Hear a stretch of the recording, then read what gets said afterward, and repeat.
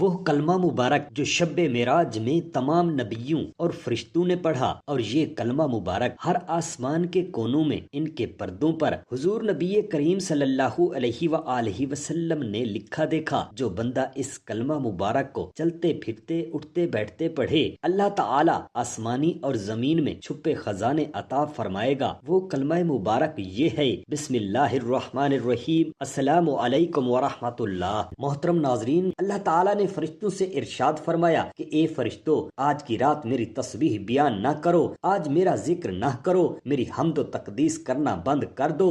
آج کی رات جنت الفردوس کو زیورات سے آراستہ کر دو، جنت کو خوب سجاؤ، میری فرما برداری کا قلعہ اپنے سر پر باندھ لو۔ اے جبرائیل، میرا یہ پیغام میکائیل کو سنا دو، رزق کا پیمانہ ہاتھ سے علیحدہ کر دے۔ اسرافیل سے کہہ دو کہ سور پھونکنا تھوڑی دیر کے لیے موقف کر دے۔ اسرائیل سے کہہ دو کہ تھوڑی دیر کے لیے روح قبض کرنا بند کر دے۔ رضوان سے کہہ دو وہ جنت الفردوس کی درجہ بلندی کرے۔ مالک سے کہہ دو کہ وہ دوزخ کو تالا لگا دے۔ خندہ بری کی حوروں سے کہہ دو کہ خوب سج دھج کر جنت کے محلوں کی چھتوں پر صف بستہ کھڑی ہو جائیں۔ مشرق سے مغرب تک جس قدر قبریں ہیں ان سے عذاب اٹھا لیا جائے۔ آج کی رات شب معراج میرے محبوب حضرت محمد صلی اللہ علیہ وآلہ وسلم کے استقبال کے لیے تیار ہو جاؤ۔ حکم ربی ہوا کہ اے جبرائیل، اپنے ساتھ 70,000 فرشتے لے جاؤ۔ حکم الہی سن کر حضرت جبرائیل علیہ السلام سواری لینے کے لیے جنت میں جاتے ہیں۔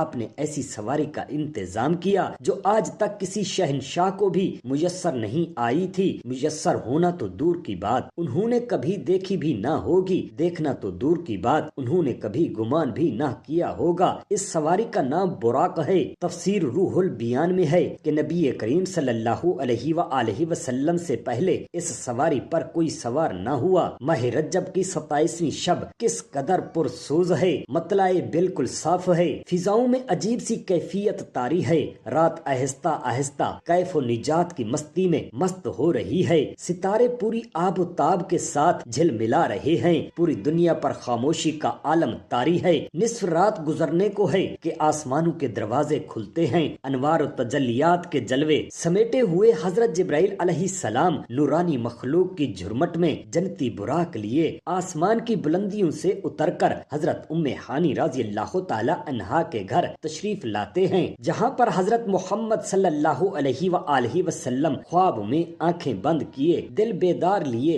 آرام فرما رہے ہیں۔ حضرت جبرائیل علیہ السلام ہاتھ باندھے کھڑے ہیں اور سوچ رہے ہیں کہ اگر آواز دے کر جگایا تو بے ادبی ہوگی۔ فکر مندی میں ہیں کہ معراج کے دلہے کو کیسے بیدار کیا جائے۔ اس وقت حکم ربی ہوتا ہے کہ اے جبرائیل، میرے محبوب کے قدموں کو چوم لے تاکہ تیرے ہونٹوں کی ٹھنڈک سے میرے محبوب بیدار ہو جائیں۔ اسی دن کے واسطے میں نے تجھے کافور سے پیدا کیا تھا۔ حضرت جبرائیل علیہ السلام حکم سنتے ہی آگے بڑھے اور اپنے کافوری ہونٹ حضرت محمد صلی اللہ علیہ وآلہ وسلم کے قدم مبارک سے مس کر دیے۔ وہ منظر بھی کس قدر حسین ہوگا جب جبرائیل علیہ السلام نے فخر کائنات صلی اللہ علیہ وآلہ وسلم کے قدموں کو بوسہ دیا ہوگا۔ حضرت جبرائیل امین علیہ السلام کے ہونٹوں کی ٹھنڈک پا کر حضور اقدس صلی اللہ علیہ وآلہ وسلم بیدار ہوتے ہیں اور دریافت کرتے ہیں کہ اے جبرائیل کیسے آنا ہوا۔ حضرت جبرائیل امین علیہ السلام عرض کرتے ہیں کہ یا رسول اللہ صلی اللہ علیہ وآلہ وسلم، خدائے بزرگ و برتر کی طرف بلاوے کا پیغام لے کر حاضر ہوا ہوں۔ یا رسول اللہ صلی اللہ علیہ وآلہ وسلم، اللہ تعالیٰ آپ کی ملاقات کا شوق رکھتا ہے۔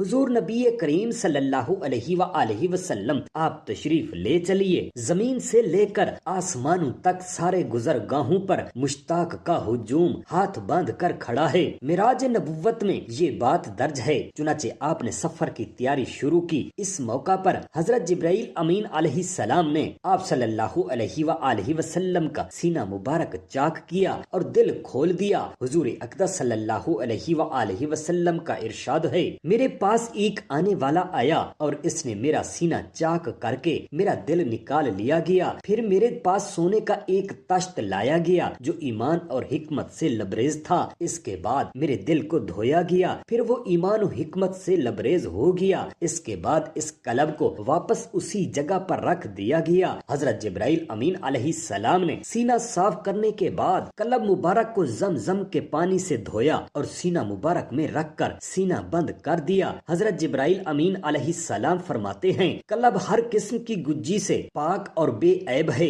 اس میں 2 آنکھیں ہیں جو دیکھتی ہیں اور 2 کان ہیں جو سنتے ہیں۔ یہ فتح الباری کی روایت ہے۔ سینہ اقدس چاک کرنے میں کئی حکمتیں ہیں، جن میں ایک حکمت یہ ہے کہ قلب اطہر میں ایسی قوت قدسیہ شامل ہو جائے جس میں آسمانوں پر تشریف لے جانے اور عالم سماوات کا مشاہدہ کرنے، بالخصوص دیدار الہی کرنے میں کوئی مشکل پیش نہ آئے۔ پھر آپ صلی اللہ علیہ وآلہ وسلم کے سر انور پر امامہ مبارک باندھ دیا گیا۔ علامہ کاظمی رحمۃ اللہ علیہ فرماتے ہیں شب معراج حضرت محمد صلی اللہ علیہ وآلہ وسلم کو جو امامہ شریف پہنایا گیا وہ امامہ حضرت آدم علیہ السلام کی پیدائش سے 7000 سال پہلے تیار کیا گیا تھا۔ 40,000 ملائکہ اس کی تعظیم و تکریم کے لیے اس کے ارد گرد کھڑے تھے۔ حضرت جبرائیل امین علیہ السلام نے حضرت محمد صلی اللہ علیہ وآلہ وسلم کو نور کی ایک چادر پہنائی، زمرد کی نالین مبارک پاؤں میں زیب تن فرمائی، یاقوت کا کمر باندھا۔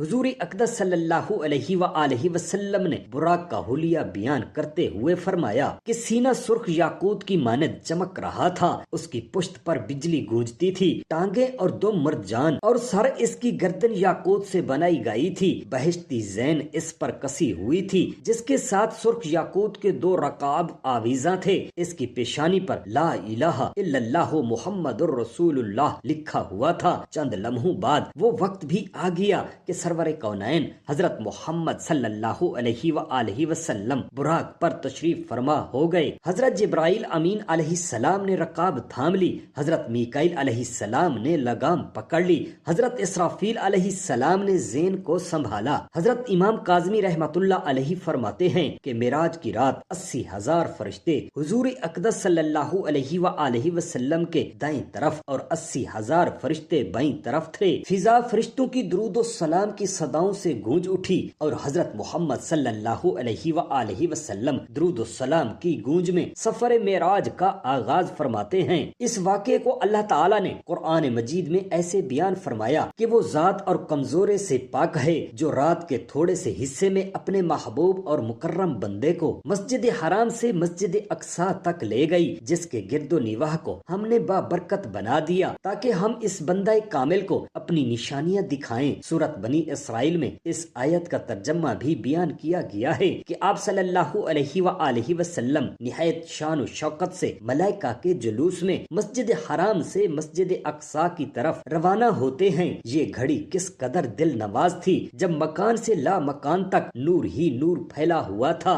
سواری بھی نوری اور سوار بھی نور، باراتی بھی نور تو دلہا بھی نور، میزبان بھی نور تو مہمان بھی نور۔ نوریوں کی یہ نوری بارات فلک بوس پہاڑوں، بیابان ریگستانوں، گھنے جنگلوں، چٹیل میدانوں اور سبز و شاداب وادیوں پر سفر کستی ہوئی وادی بسا میں پہنچتی ہے جہاں بے شمار درخت ہیں۔ حضرت جبرائیل علیہ السلام نے عرض کیا حضور یہاں اتر کر 2 رکعات نفل ادا کیجئے، یہ آپ کی ہجرت گاہ مدینہ طیبہ ہے۔ نفل کی ادائیگی کے بعد پھر سفر شروع ہوتا ہے۔ راستے میں ایک سرخ ٹیلا آتا ہے جہاں حضرت موسیٰ علیہ السلام کی قبر ہے۔ حضور نبی کریم صلی اللہ علیہ وآلہ وسلم اس موقع پر ارشاد فرماتے ہیں کہ معراج کی رات میں سرخ ٹیلے سے گزرا تو میں نے دیکھا کہ وہاں حضرت موسیٰ علیہ السلام کی قبر ہے اور حضرت موسیٰ علیہ السلام اپنی قبر میں کھڑے ہو کر نماز پڑھ رہے ہیں۔ پھر دیکھتے ہی دیکھتے بیت المقدس بھی آ گیا جہاں قدسیوں کا جم غفیر سلامی کے ساتھ موجود ہے۔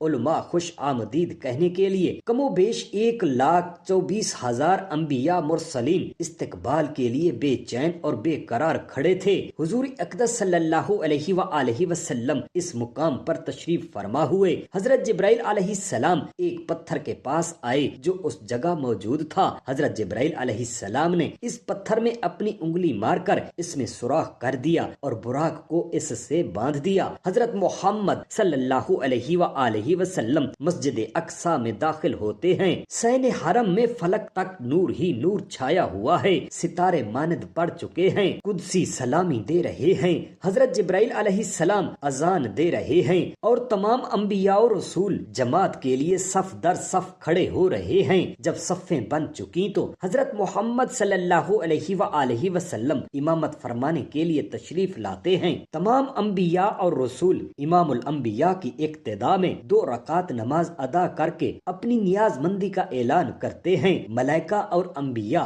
سب کے سب سر تسلیم خم کیے ہوئے ہیں۔ بیت المقدس نے آج تک ایسا دل نور منظر نہیں دیکھا۔ وہاں سے رفعت اور عظمت کے پرچم پھر بلند ہونے شروع ہوتے ہیں۔ درود و سلام سے فضا ایک مرتبہ پھر گونج اٹھتی ہے۔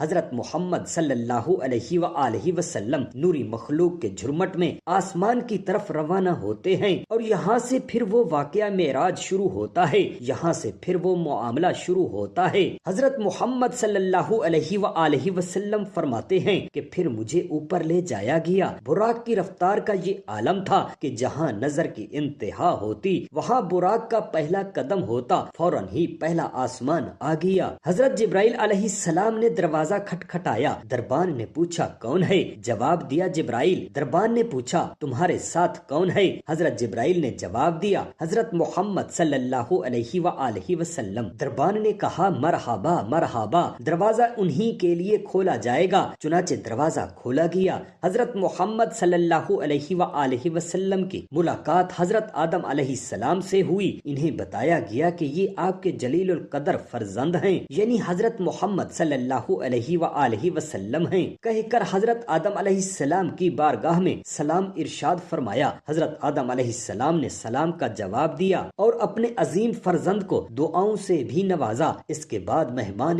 عرش صلی اللہ علیہ وآلہ وسلم کو دوسرے آسمان کی طرف اٹھایا گیا۔ پہلے آسمان کی طرف بواب نے دوسرے آسمان کا دروازہ کھولا۔ یہاں حضرت عیسیٰ علیہ السلام سے حضور اقدس صلی اللہ علیہ وآلہ وسلم کی اور حضرت یحییٰ علیہ السلام سے ملاقات ہوئی۔ اس یادگار ملاقات کے بعد اور آسمان کے ملکوتی مشاہدات کے بعد آپ صلی اللہ علیہ وآلہ وسلم کو تیسرے آسمان کی طرف اٹھایا گیا۔ تیسرے آسمان سے حضور نبی کریم صلی اللہ علیہ وآلہ وسلم کی ملاقات حضرت یوسف علیہ السلام سے کرائی گئی۔ تیسرے آسمان کے مشاہدات نورانی کے بعد حضور نبی محترم صلی اللہ علیہ وآلہ وسلم چوتھے آسمان پر پہنچایا گیا۔ چوتھے آسمان پر حضرت محمد صلی اللہ علیہ وآلہ وسلم کی ملاقات حضرت ادریس علیہ السلام سے کرائی گئی۔ اس طرح حضور اقدس صلی اللہ علیہ وآلہ وسلم سفر معراج طے کرتے ہوئے پانچویں آسمان پر پہنچے تو وہاں آپ صلی اللہ علیہ وآلہ وسلم کی ملاقات حضرت ہارون علیہ السلام سے ہوئی۔ چھٹے آسمان پر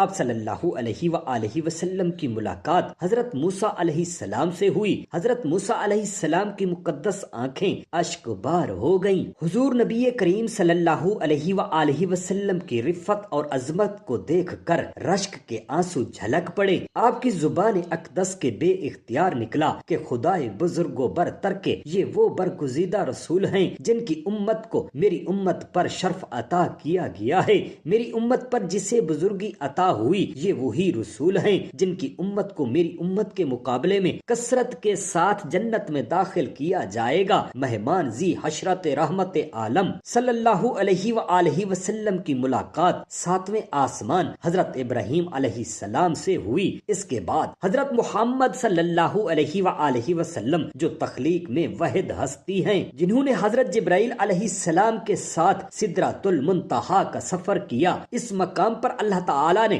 حضور اقدس صلی اللہ علیہ وآلہ وسلم کو 5 نمازوں کا تحفہ عطا فرمایا۔ معراج کا واقعہ جس رات پیش آیا، اس رات رسول اللہ صلی اللہ علیہ وآلہ وسلم اپنی چچا زاد بہن ام ہانی کے گھر مقیم تھے۔ آپ صلی اللہ علیہ وآلہ وسلم نے یہ بات لوگوں کو بتائی تو سب نے ماننے سے انکار کر دیا اور مشرکین نے طعنہ دینا شروع کر دیا کہ رسول اللہ صلی اللہ علیہ وآلہ وسلم راتوں رات آسمان گئے ہیں۔ سب نے تردید کی، مگر جب لوگوں نے حضرت ابو بکر صدیق رضی اللہ تعالی عنہ کو اس واقعہ سے آگاہ کیا تو حضرت ابو بکر نے فوراً تصدیق کرتے ہوئے کہا کیا یہ بات رسول اللہ صلی اللہ علیہ وآلہ وسلم نے بتائی؟ لوگوں نے کہا ہاں بالکل۔ تو حضرت ابو بکر صدیق رضی اللہ تعالی عنہ نے کہا کہ اگر یہ بات نبی مکرم صلی اللہ علیہ وآلہ وسلم نے بتائی ہے تو پھر سچ ہے۔ حضرت ابو بکر صدیق رضی رضی اللہ تعالی عنہ کی اس بات نے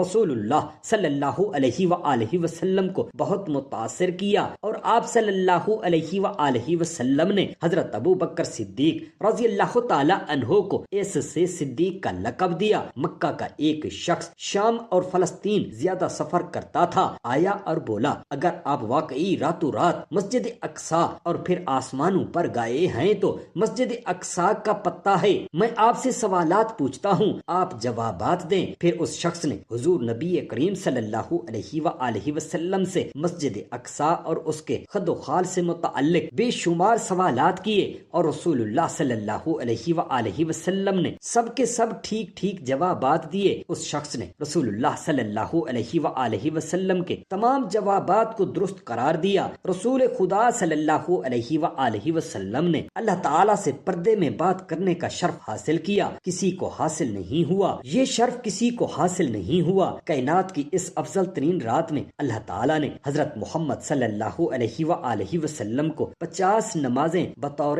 تحفہ دیں، جن کو بعد میں کم کر کے 5 کر دی گئیں۔ بہت سے مسلمان استفسار کرتے ہیں کہ کیا حضور اقدس صلی اللہ علیہ وآلہ وسلم نے شب معراج کو اللہ تعالیٰ کا دیدار کیا؟ حضور نبی کریم صلی اللہ علیہ وآلہ وسلم کا دیدار الہی کرنے کا ثبوت قرآن کریم سے ملتا ہے۔ قرآن مجید کی جس آیت مبارکہ سے رسول اللہ صلی اللہ علیہ وآلہ وسلم کا دیدار الہی کا انکار کیا جاتا ہے، لوگوں کی زبردستی ہے۔ یہی حالت حضرت عائشہ صدیقہ رضی اللہ تعالی عنہا کی روایت کی ہے۔ دونوں پر مختصراً غور کیا جاتا ہے۔ قرآن و حدیث سے جو چیز ثابت ہے وہ یہ ہے، دیدار خدا بندی اور نفی میں پیش کی جانے والی آیت میں ہے آنکھوں میں ادراک کی نفی، حالانکہ دیکھنے میں ہے اور ادراک میں فرق ہے، جیسا کہ ارشاد خدا بندی ہے کہ نگاہیں اس کا احاطہ نہیں کر سکتی اور وہ سب کا احاطہ کیے ہوئے ہے، اور وہ ایک بڑا باریک بین اور بڑا خبر ہے۔ امام راضی رحمت اللہ علیہ اس کی تفسیر میں لکھتے ہیں کہ تمام آنکھیں اس کا ادراک نہیں کر سکتی۔ اس کا فائدہ یہ ہے کہ بعض آنکھیں دیکھ سکتی ہیں دیکھے جانے والے چیز کی جب حد اور انتہا ہو، اور دیکھنے والے نظر تمام حدود اطراف اور انتہاؤں کو گھیر لیں تو گویا اس نظر نے اس چیز کو گھیر لیا، اس نظر کا ادراک کہا جاتا ہے۔ لیکن جب نظر دیکھی جانے والی چیز کا احاطہ نہ کر سکے تو اس دیکھنے کا نام ادراک نہیں ہوتا۔ خلاصہ یہ ہے کہ قرآن کی آیت اور اسے ام المؤمنین حضرت عائشہ رضی اللہ تعالی عنہا کے قول سے دیدار الہی کی نفی رسول اللہ صلی اللہ علیہ وآلہ وسلم سے ثابت نہیں ہوتی۔ اس آیت کا مطلب ہے کہ تمام آنکھیں اللہ کو نہیں دیکھ سکتی، یا یہ کہ آنکھیں اللہ کا احاطہ نہیں کر سکتی، اور ظاہر ہے کہ دیکھنا اور ہے اور احاطہ کرنا اور ہے۔ نتیجہ یہ ہے کہ بعض آنکھیں دنیا میں بھی اللہ تعالیٰ کو